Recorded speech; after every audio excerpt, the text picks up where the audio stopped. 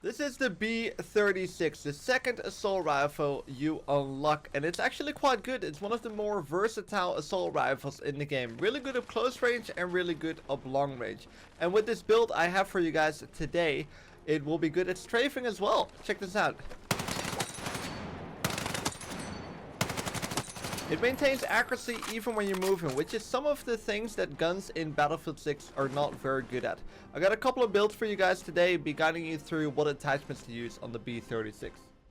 Alright guys, today we're taking a look at the B36A4, one of the first assault rifles you unlock in Battlefield 6. And honestly, one of the most versatile early game weapons. Now, when you first use the B36, it doesn't exactly feel like a gunfight winner. Up close, it gets outgunned by most SMGs, fast-firing ARs, and even some carbines. It has a 720 RPM fire rate with a 25 damage per bullet, which is consistent, but not amazing. But here's what makes the B36A4 actually very good once you understand it: the strafing power.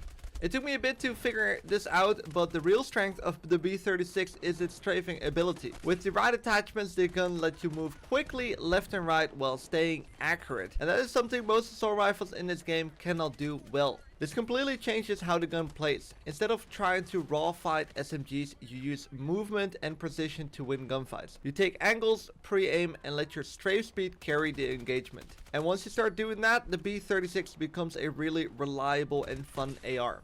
You need to have the right playstyle though. Because the gun isn't built to win raw duels, you need to slow things down a bit when playing aggressively. You gotta pre-aim around corners, do not overextend, use movement instead of ego challenging, take cleaner controlled fights, and land that important first shot. That combination of precision plus strafe speed is what lets you stay competitive, even with an average TTK. I've got two setups for you today. The strafing aggressive build. This one focuses on mobility, precision while moving, and fast engagement. It's perfect for small maps and if you like playing more aggressively, but still want to control in your fight. And then I have the other one. This version adds better recoil control and a suppressor, making it great for bigger maps, longer sidelines, more methodical gameplay, staying off the minimap while farming rotations. This build still feels quick, just slightly slower, but the added ability makes it extremely comfortable. So the final thoughts. The B36A4 isn't a monster in raw TTK, but if you play smart, pre-aim your fights, and take advantage of the movement accuracy, it becomes one of the most reliable early unlock rifles in the game, once you get it used to the rhythm. You'll be surprised how many gunfights you can win just by mixing good movement with clean shots. If you're enjoying these weapon guides and build videos, remember to subscribe so you won't miss the next one. And now let's get into the attachments.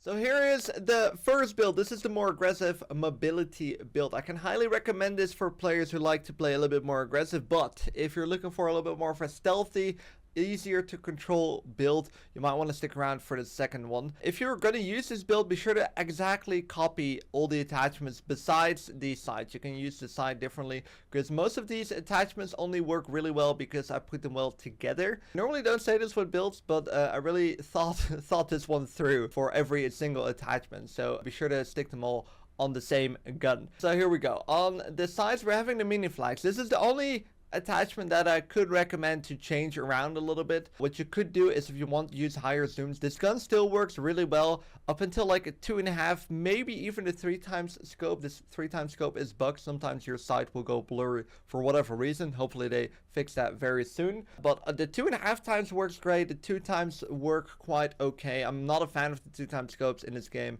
but you can use them. Personally, I use the mini flags the most, but going with higher zooms on this gun works perfectly fine.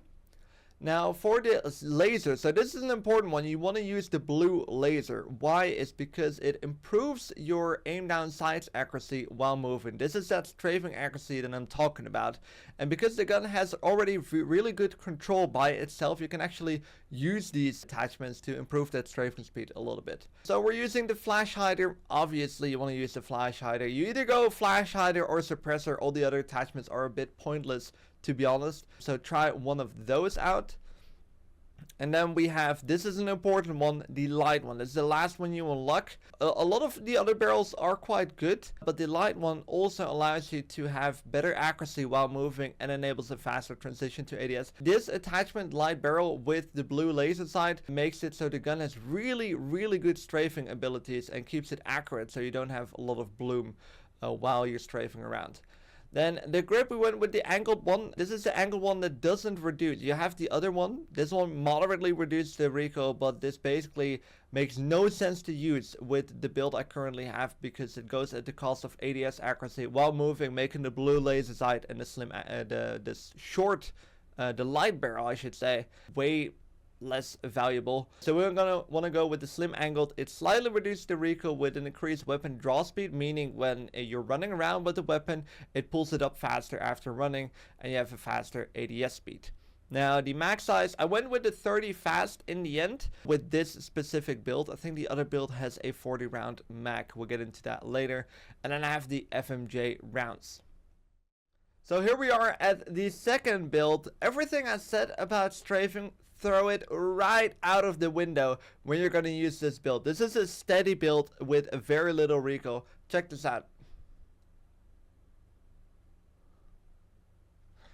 I mean, that was a 100-meter target right there. Killed him super quickly. However, when you started to strafe,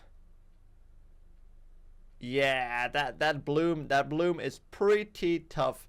But that's not what this gun is built for, at least this attachment build right here. So if you're playing long range maps, try this one out. It's super steady, but you do not want to move anymore when you're trying to shoot this weapon. Otherwise, your bullets are just not going to go anywhere. But I could imagine players that play defensively on Breakthrough or maybe on maps like Eastwood or Blackwell, you're going to like this build.